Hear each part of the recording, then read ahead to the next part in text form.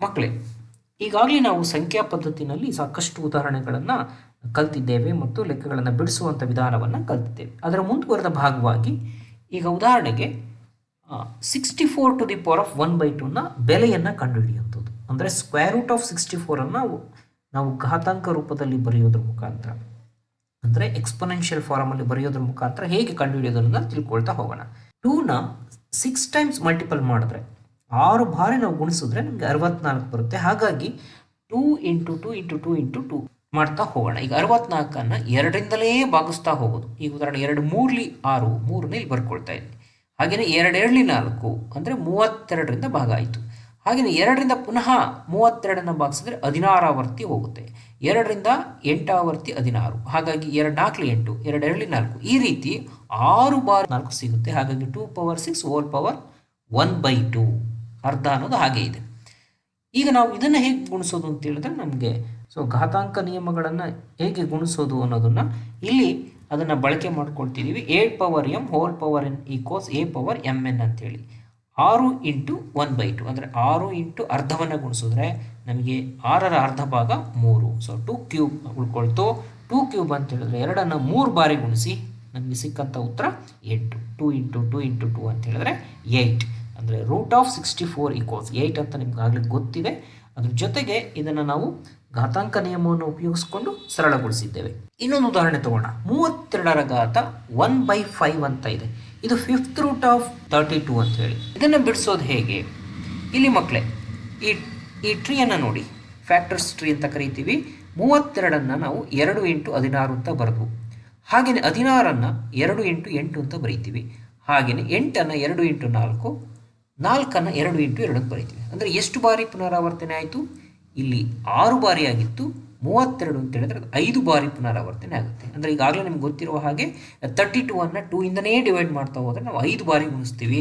ಹಾಗಾಗಿ 32ನ ನಾವು ಬರ್ಕೊಳ್ಬೋದು ಹೇಗೆ? 2 × 2, 2 × 2, 2 ಅಂತೇಳಿ, ಅಂದರೆ 5 ಬಾರಿ ಗುಣಿಸಿದ್ದೇವೆ. ಈ 2ನ 5 ಬಾರಿ ಗುಣಿಸಿರೋದ್ರಿಂದ ಘಾತಸೂಚಿಯಾಗಿ ಹೇಗೆ ಬರ್ಕೊಳ್ತೀವಿ? 2^5 ಅಂತ ಬರೀತೀವಿ. √1/5 ಹಾಗೆ ಇದೆ. ಅಂದರೆ ಇದು 5th ರೂಟ್ ಆಫ್ 32 ಆಗಿತ್ತು. ಹಾಗಾಗಿ ಅದರ ಘಾತಸೂಚಿನಲ್ಲಿ 1/5 ಅಂತ ಆಗಿದೆ. ದೇರ್ಫೋರ್ ಇವೆರಡನ್ನು ಕೂಡ ಮತ್ತೆ ಘಾತಾಂಕ ನಿಯಮ a^m^n ಇದರ ಪ್ರಕಾರ ನಾವು ಏನು ರೂಲ್ ಪ್ರಕಾರ ಮಲ್ಟಿಪಲ್ ಮಾಡಿದ್ರೆ m × n = a^m × n. That is 5 × 1 we get 5. 5/5 ಅಂದರೆ 1 ಆಯಿತು. ಅಂದರೆ ಇದರ ಬೆಲೆ 2 ಆಗಿ ಸಿಕ್ಕಿದೆ ನಮಗೆ. ಮುಂದಿನ ಉದಾಹರಣೆ ಗಮನಿಸಿ. 125 ಇದೆ. 125 ಟ್ರೀ ಕೂಡ ಗೊತ್ತಿದೆ ನಿಮಗೆ. 125ಅನ್ನು 5ಇಂದ ಡಿವೈಡ್ ಮಾಡಿದ್ರೆ 5 2ಲಿ 10, ಅಂದರೆ ಇಲ್ಲಿ 2 ಉಳಿತು. 5 5ಲಿ 25. ಅಗೇನ್ 25ನ 5ರಿಂದ ಭಾಗಿಸಿದ್ರೆ 5 5ಲಿ 25. ಪುನಃ 5ರಿಂದ ಭಾಗಿಸಿದಾಗ ನಮಗೆ ಇಲ್ಲಿ 3 ಬಾರಿ 5ಅನ್ನು ಮಲ್ಟಿಪಲ್ ಮಾಡೋದ್ರಿಂದ 125 ಸಿಗುತ್ತೆ. 5^3 ಅಂತ ಬರ್ಕೊಳ್ತೀವಿ. ಈ 3 × 1/3ನ ಮಲ್ಟಿಪಲ್ ಮಾಡೋದ್ರಿಂದ 3/3 ಕ್ಯಾನ್ಸಲ್ ಆಗಿ ನಮಗೆ 5 ಉಳ್ಕೊಳ್ತು. ಅಂದರೆ ಕ್ಯೂಬ್ ರೂಟ್ ಆಫ್ 125ಅನ್ನು ನಾವು 125^1/3 ಅಂತ ಬರೆದಿದ್ದೀವಿ. 125ನ ಘಾತ 1/3 ಅಂತ ಬರೀಬೋದು. ಯಾವುದನ್ನು? ಕ್ಯೂಬ್ ರೂಟ್ ಆಫ್ 125ಅನ್ನು. ಇದರ ಬೆಲೆ ನಮಗೆ 5 ಅಂತೇಳಿ ಸಿಕ್ಕಿದೆ. ಇನ್ನಷ್ಟು ಉದಾಹರಣೆಗಳನ್ನು ನೀವು ನೋಡ್ತಾ ಹೋಗಿ. ಇಲ್ಲಿ ಇನ್ನೊಂದು ಉದಾಹರಣೆ 9^3/2 ಅಂತ ಇದೆ. ಘಾತದಲ್ಲಿ 3/2 ಇದೆ. ಇಂಡೆಕ್ಸ್ನಲ್ಲಿ ನಮಗೆ 3/2 ಅಂತ ಹೇಳಿ ನಮ್ಗೆ ಕಾಣಿಸ್ತಾ ಇದೆ ಎಕ್ಸ್ಪೊನೆಂಟ್. ದೇರ್ಫೋರ್ 3/2 ಇರೋದ್ರಿಂದ ನಾವಿಲ್ಲಿ ಸ್ಪ್ಲಿಟ್ ಮಾಡ್ಕೊಳ್ಳೋಣ. 9ಅನ್ನು ಏನಂತ ಮಾಡ್ಕೊಳ್ಳೋಣ ಅಂತ ಹೇಳಿದ್ರೆ 3² ಅಂತ ಬರ್ಕೊಳ್ಬೋದು. 9 ಕ್ಯಾನ್ ಬಿ ರಿಟರ್ನ್ ಆಸ್ 3^2, ಅಂದರೆ 3 × 3 ಇರೋದ್ರಿಂದ 3^2 ಅಂತ ಬರ್ಕೊಂಡಿದ್ದೀವಿ. ಇಲ್ಲಿರುವಂತಹ ಘಾತ 3/2 ಇದೆ. Again we have to multiple this one by the rule. ಇಲ್ಲಿ ನಾವು 3^2 × 3/2ನ ಮಲ್ಟಿಪಲ್ ಮಾಡಿದ್ರೆ 2 ಮತ್ತು 2 ಕ್ಯಾನ್ಸಲ್ ಆಗುತ್ತೆ, ಅಥವಾ 6/2 ಅಂತ ಹೇಳಿದ್ರು ಕೂಡ 3 ಆಯಿತು. ದೇರ್ಫೋರ್ 3^3 ಅಂತ ಹೇಳಿದ್ರೆ 3 × 3 × 3 ಅಂತ ಹೇಳಿ ತೆಗೆದುಕೊಳ್ತೀವಿ.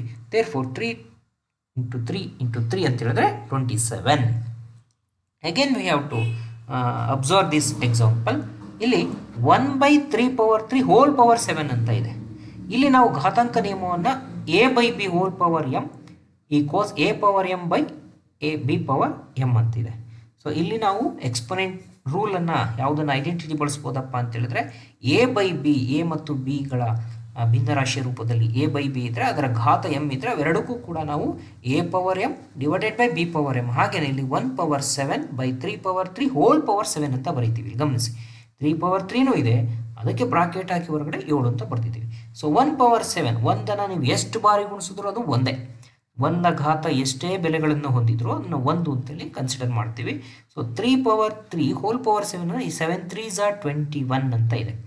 ಸೊ 1/3 ಪವರ್ 21 ಅಂತ ಇದೆ. ಮಕ್ಕಳು ನೆನ್ಪಿಟ್ಕೊಳ್ಳಿ, ಇದನ್ನು ನಾವು ಮೇಲ್ಭಾಗಕ್ಕೆ ತೆಗೆದುಕೊಂಡು ಹೋದರೆ ಅದನ್ನು ಈ ಘಾತ ಏನು 21 ಅಂತ ಇದೆಯಲ್ಲ ಇಂಡೆಕ್ಸ್, ಅದು -21 ಆಗುತ್ತೆ ಮೇಲ್ಭಾಗಕ್ಕೆ ಹೋದರೆ. ಹಾಗಾಗಿ ಇಲ್ಲಿ ಈ ರೂಲ್ಸನ್ನು ನಾವು ನೋಡ್ಬೋದು. 1/a ಇದ್ದರೆ a ಪವರ್ -1 ಅಂತ ಹೇಳಿ. ಸೊ ಆದ್ದರಿಂದ ಇಲ್ಲಿ 3 ಪವರ್ -21 ಅನ್ನೋದು ಇದರ ಸಂಕ್ಷಿಪ್ತ ರೂಪ ಆಗಿದೆ. ಇನ್ನೊಂದು ಉದಾಹರಣೆ ತಗೋಣ. 16 ಟು ದಿ ಪವರ್ ಆಫ್ 3/4 ಅಂತ. ಈಗಾಗಲೇ ಗೊತ್ತು ನಿಮಗೆ 16 ಏನಂತ ಬರೀಬೋದು, 2 ಪವರ್ 4 ಅಂತ ಬರೀತೀವಿ. ಅಂದರೆ 2 × 2 × 2 4 ಬಾರಿ ಗುಣಿಸಿದ್ರೆ ನಮಗೆ 16 ಬರುತ್ತೆ. ಹಾಗಾಗಿ 2 ಪವರ್ 4 ಅಂತ ಬರೆದಿದ್ದೀವಿ. ಆಲ್ರೆಡಿ ಅದರ ಇಂಡೆಕ್ಸ್ ಫಾರ್ಮ್ 3/4 ಇದೆ. ಇವೆರಡನ್ನು ಮತ್ತೊಮ್ಮೆ ಘಾತಾಂಕ ನಿಯಮಗಳ ಪ್ರಕಾರ ಇಲ್ಲಿ ಗುಣಾಕಾರ ಮಾಡ್ತಾ ಇದ್ದೀವಿ. m × n ಅಂದರೆ mn ಅಂತ ಹೇಳಿದ್ರೆ 4 × 3/4 ಗುಣಿಸಿದ್ರೆ 4 4 ಕ್ಯಾನ್ಸಲ್ ಆಗಿ ಮತ್ತೆ 3 ಉಳ್ಕೊಳ್ತು, 2 ಪವರ್ 3 ಉಳ್ಕೊಳ್ತು. ಅಗೇನ್ ವಿ ಗೆಟ್ 8 ಅಂತ ಹೇಳಿ. ಅಂದರೆ 16 ಟು ದಿ ಪವರ್ ಆಫ್ 3/4 ಅಂದರೆ ನಮಗೆ ಫೈನಲ್ ಆನ್ಸರ್ 8 ಬಂದಿದೆ. ಇಲ್ಲಿ ಗುಣಾಕಾರವನ್ನು ನೀವು ಗಮನಿಸ್ಕೊಳ್ಳಿ. ಮತ್ತು 16 ನಾವು 2 ರ ಘಾತ 4 ಅಂತ ಬರ್ಕೊಳ್ಬೇಕು. ಇಲ್ಲಿ 9 3 ರ ಘಾತ 2 ಅಂತ ಬರ್ಕೊಂಡಿದ್ದೀವಿ.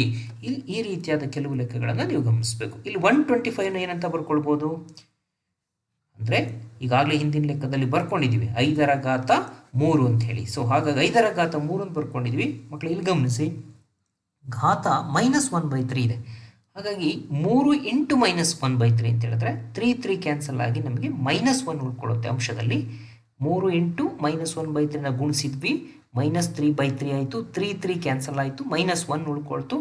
ಎಗೈನ್ -1 ನಾವು ಡಿನಾಮಿನೇಟ್ರಿಗೆ ತೊಗೊಂಬಂದರೆ ಇಲ್ಲಿ ನಾವು ನ್ಯೂಮರೇಟ್ರಿಗೆ 3/21 ತೆಗೆದುಕೊಂಡು ಹೋದಾಗ -21 ಆಯಿತು. ಯಾಕೆಂದರೆ ಪ್ಲಸ್ ಇದ್ದಿದ್ದು ಮೈನಸ್ ಆಯಿತು. ಇಲ್ಲಿ ಅಂಶದಲ್ಲೇ -1 ಇದೆ, ಅದನ್ನು ನಾವು ಕೆಳಗಡೆ ತೊಗೊಂಡು ಬಂದಿದ್ದೀವಿ. 5 ಟು ದಿ ಪವರ್ ಆಫ್ -1 ಹಾಗೆಯೇ ಉತ್ತರವನ್ನು ಇಡ್ಬೋದು, ಅಥವಾ ಅದನ್ನು ಪಾಸಿಟಿವ್ ಅಥವಾ ಧನಾತ್ಮಕವಾಗಿ ಇಡಬೇಕಂತ ಹೇಳಿದ್ರೆ 1/5 ಅಂತ ಕೂಡ ಬರೀಬೋದು. ಈ ರೂಲ್ ಕೂಡ ನಿಮ್ಗೆ ಗೊತ್ತಿರಲಿ. a ಪವರ್ -1 ಅಂತ ಹೇಳಿದ್ರೆ 1/a ಅಂತ ಬರೀತೀವಿ.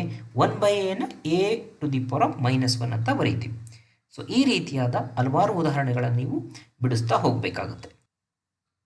ಇಲ್ಲೊಂದು ಉದಾಹರಣೆ ಇದೆ. ಸಿಂಪ್ಲಿಫೈ 2 ಪವರ್ 2/3 ಅಂತ ಒಂದು ಘಾತ ಇದೆ, 2 ಪವರ್ 1/5 ಅಂತ ಇದೆ.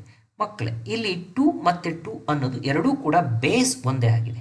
ಆಧಾರ ಅಂತ ನಾವೇನು ಕರಿತೀವಿ. ಸೊ ಘಾತಾಂಕ ನಿಯಮದಲ್ಲಿ ಆಧಾರ ಒಂದೇ ಇದೆ, ಘಾತ ಸೂಚಿ ಬೇರೆ ಬೇರೆ ಇದೆ. ಈಗ ಘಾತ ಸೂಚಿಗಳೇನಿದೆ 2/3 1/5 ಅಂತಿದೆ. ಈ ಇಂಡೆಕ್ಸ್ಗಳು ಅಥವಾ ಎಕ್ಸ್ಪೊನೆಂಟ್ನಲ್ಲಿರುವಂತಹ ಈ ಬೆಲೆಗಳು ವಿಭಿನ್ನವಾಗಿದೆ, 2/3 ಮತ್ತು 1/5 ಅಂತೇಳಿ. ಇವೆರಡನ್ನು ಮಲ್ಟಿಪಲ್ ಮಾಡೋದು ಹೇಗೆ? ಅದರ ಅರ್ಥ ಇಲ್ಲಿ ನಾವು 2 to the power of 2/3 × 2 to the power of 1/5ನ ಮಲ್ಟಿಪಲ್ ಮಾಡೋದು ಹೇಗೆ ಅಂತ ಹೇಳಿದ್ರೆ ಅವರ ಘಾತಗಳನ್ನು ನಾವು ಕೂಡಬೇಕು. ಆಧಾರ ಒಂದೇ ಇದೆ, ಎ ಅನ್ನೋದು ಬೇಸ್ ಒಂದೇ ಇದೆ. ಸೊ m ಮತ್ತು n ಅನ್ನೋದು ಇಂಡೆಕ್ಸ್ ಬೇರೆ ಬೇರೆ ಇದೆ. ಹಾಗಾಗಿ ಇಲ್ಲಿ ನಾವು ಘಾತ ಸೂಚಿಗಳನ್ನು ಕೂಡ್ಕೋಬೇಕು. a power m plus n ಅಂತ ಹೇಳಿ ಕರೆಯೋದ್ರಿಂದ 2/3 ಪ್ಲಸ್ 1/5 ಆ್ಯಡ್ ಮಾಡ್ತಾ ಇದ್ದೀವಿ. 5 3s are 15 ಅನ್ನೋದು LCM ಆಯಿತು. 5 2s are 10, 3 1s are 3 ಅಂಥೇಳಿ. ಅಂದರೆ ಈ 5 ಮತ್ತು 3ಗಳಿಗೆ LCM 15 ಆಗಿರೋದ್ರಿಂದ, ಇದರ ಪ್ರಾಡಕ್ಟೇ LCM ಆಗಿರೋದ್ರಿಂದ, ಇದರ ಗುಣಲಬ್ಧವೇ 15 ಆಗಿರೋದ್ರಿಂದ ನಾವು 5 ಮತ್ತು 2 ಗುಣಿಸಿ 10 ಅಂತ ಬರಿಬೋದು. 3 × 1 ಅಂತ ಬರೆದು 3 ಅಂತ ಬರಿಬೋದು. ಸೊ 2 ಪವರ್ 10 ಪ್ಲಸ್ 3 ಅಂದರೆ 13 ಆಯಿತು. 2 ಪವರ್ 13/15 ಅಂದರೆ ಇದರ ಸಿಂಪ್ಲಿಫಿಕೇಶನ್ ಫಾರ್ಮ್ ಅಂತ ಹೇಳಿದ್ರೆ 2 ಪವರ್ 13/15 ಆಯಿತು. ಇನ್ನೊಂದು ಉದಾಹರಣೆ ತಗೊಳ್ಳಿ. ಸೊ ಇಲ್ಲಿ ನೀವು ಗಮನಿಸಬೇಕಾಗಿರುವಂಥ ಉದಾಹರಣೆ 11 to the power of 1/2, 11 to the power of 1/4 ಅಂತಿದೆ. ನಾವಿಲ್ಲಿ ಅಂಶ ಮತ್ತು ಛೇದ ಎರಡರಲ್ಲೂ ಕೂಡ ಬೆಲೆಗಳನ್ನು ಹೊಂದಿದ್ದೇವೆ. ನಾವು ಯಾವುದಾದ್ರೂ ಒಂದು ಭಾಗಕ್ಕೆ ಅದನ್ನು ಕೊಂಡೊಯ್ಯೋಣ. ಅಂದರೆ ಅದನ್ನು a power m/a power n ಇರೋದ್ರಿಂದ, ಬೇಸ್ ಒಂದೇ ಆಗಿರೋದ್ರಿಂದ ನ್ಯೂಮರೇಟ್ರಲ್ಲಿ ಹಾಗೆ ಉಳಿಸ್ಕೊಂಡು ಡಿನಾಮಿನೇಟರ್ ಬೆಲೆಯನ್ನು ಅಂಶಕ್ಕೆ ತೊಗೊಂಡೋದ್ರೆ -1 ಆಗುತ್ತೆ. ಅಂದರೆ ಇವಾಗ 11 ಟು ದಿ ಪವರ್ ಆಫ್ 1/4 ನಾವು ಮೇಲಕ್ಕೆ ತೊಗೊಂಡೋಗಿದ್ದೀವಿ, -1/4 ಆಯಿತು. ಸೊ ಇಲ್ಲಿ 4 ಮತ್ತು 2ಗೆ LCM 4 ಆಯಿತು. ಮಕ್ಕಳು ಇಲ್ಲಿ ನೆನ್ಪಿಟ್ಕೊಳ್ಳಿ, LCM 4 ಆಗಿರೋದ್ರಿಂದ ಇಲ್ಲಿ 4/4 ಬರ್ಕೊಂಡ್ರೆ ನಮಗೆ ಇಲ್ಲಿ 2 ಉಳಿಯುತ್ತೆ.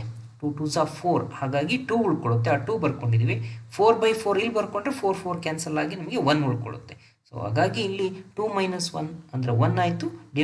ಡಿನಾಮಿನೇಟರ್ನಲ್ಲಿ 4 ಇದೆ. So 11 to the power of 1/4 ಅನ್ನೋದು ನಮಗೆ ಫೈನಲ್ ಆನ್ಸರ್ ಆಗಿರುತ್ತೆ. ಸೊ ಈ ಒಂದು ಲೆಕ್ಕದಲ್ಲಿ ಈ ರೀತಿ ಹಲವಾರು ಉದಾಹರಣೆಗಳನ್ನು ನೀವು ಟೆಕ್ಸ್ಟ್ ಬುಕ್ನಲ್ಲಿ ಗಮನಿಸ್ಕೊಂಡು ಬಿಡಿಸ್ತಾ ಹೋಗಬೇಕಾಗುತ್ತೆ.